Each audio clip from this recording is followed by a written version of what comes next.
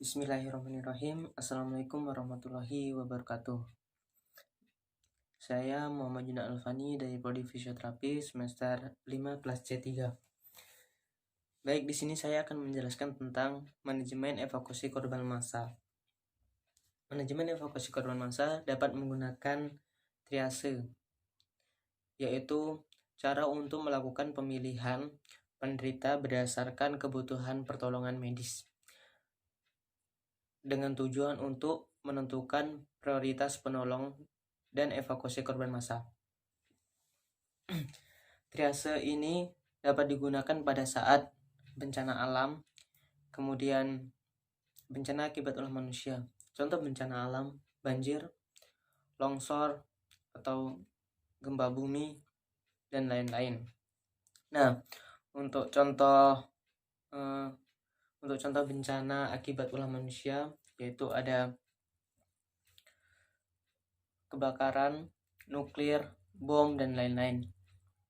Nah, untuk dampak bencananya, yaitu yang pertama ada korban massal, kemudian panik atau stres, setelah itu masalah pangan, gizi, kemudian masalah air bersih, rusaknya sarana prasarana. Untuk selanjutnya yaitu tujuan dari triase. Yang pertama, mendapatkan hasil yang sebaik mungkin. Nah, untuk yang kedua, transportasi korban ke sarana kesehatan itu memadai. Nah, untuk yang ketiga yaitu penentuan prioritas akan menekan, yaitu morbiditas, mortalitas, kecacatan. Nah, untuk dasar-dasar triase yaitu yang pertama ada jumlah yang cedera, yang kedua derajat cedera, yang ketiga sarana dan kemampuan. Nah, untuk yang dilakukan pada triase yang pertama yaitu penilaian tanda vital dan kondisi korban. Contohnya ABC atau airway breathing circulation. Nah, untuk yang kedua yaitu penilaian harapan hidup. Yang ketiga penilaian tindakan. Contohnya pasien fraktur, yaitu kita harus dapat melakukan fiksasinya. Nah, yang selanjutnya penilaian kemampuan medis. Kemudian ada prioritas penanganan definitif, kemudian pemberian label dari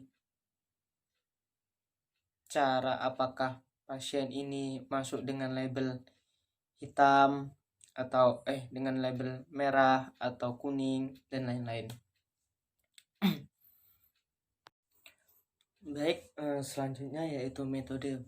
Yang pertama metode START, yaitu Simple Triage and Rapid Treatment. Nah, dilakukan dalam waktu 60 detik, tidak boleh lebih. Nah, yang pertama menentukan primary survey terlebih dahulu, yaitu mengecek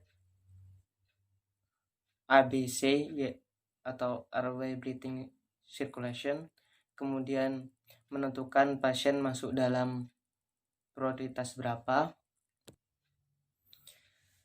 Setelah itu kita lakukan pengkodean, lalu kita lakukan transport dan treatment.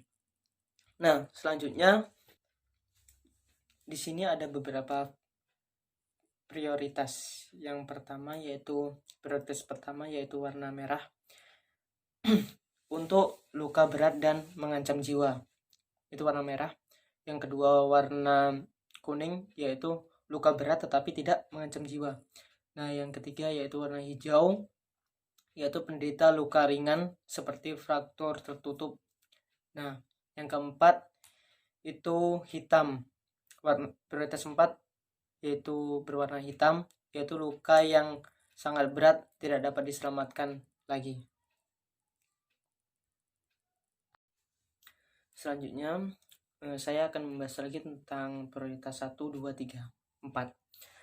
Nah, prioritas yang pertama tadi yaitu warna merah, yaitu penanganannya bersifat segera. Jadi korban dapat meninggal dalam waktu 2 jam atau lebih cepat. Contohnya seperti trauma parah. Nah, untuk yang prioritas yang kedua yaitu berwarna kuning. Nah, yaitu dilakukan evakuasi 6 jam. Kemudian contohnya trauma abdomen atau trauma dada. Nah, untuk yang ketiga yaitu untuk yang prioritas ketiga yaitu warna hijau. Penanganannya seperti pelayanan biasa. Contohnya kayak luka kulit, luka lecet. Nah, yang keempat yaitu prioritas 4 warna hitam. Biasanya kita sampai sana pasien tersebut sudah meninggal terlebih dahulu di tempat tersebut, di tempat kejadian. Baik, selanjutnya untuk evakuasinya, yaitu yang prioritas pertama dilarikan ke rumah sakit, yaitu atau rumah sakit kota, kabupaten, atau yang penting rumah sakit yang alatnya memadai. Nah, untuk yang kedua yaitu prioritas 2 itu dilarikan ke rumah sakit kecil. Nah, untuk yang ketiga dilarikan ke puskesmas terdekat.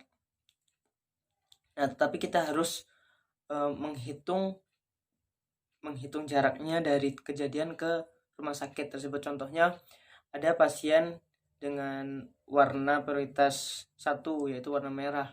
Nah, pada saat itu jarak dari tempat kejadian ke rumah sakit itu terlalu jauh. Yang dekat tuh hanya ada puskesmas.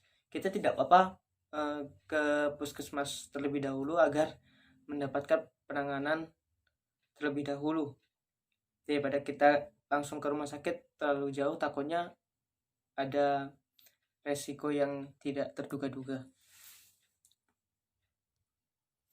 Nah, selanjutnya untuk secondary triasenya perlu dilakukan Glasgow Coma Scale, yaitu penilaian kesadaran si korban. Untuk penilaian untuk skor 12 yaitu masuk ke dalam prioritas ketiga. Nah, untuk skor 11 masuk ke dalam prioritas kedua.